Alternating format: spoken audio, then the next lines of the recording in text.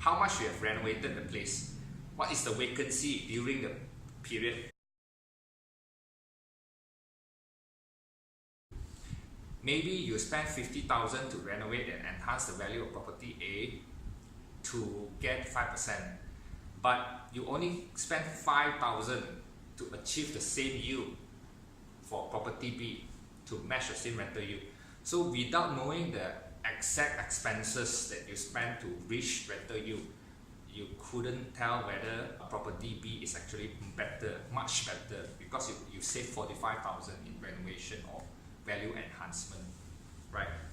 So similarly to cash on cash return, when you compare, you didn't take much into the cost of how much you have renovated the place, what is the vacancy during the period before you sell the house.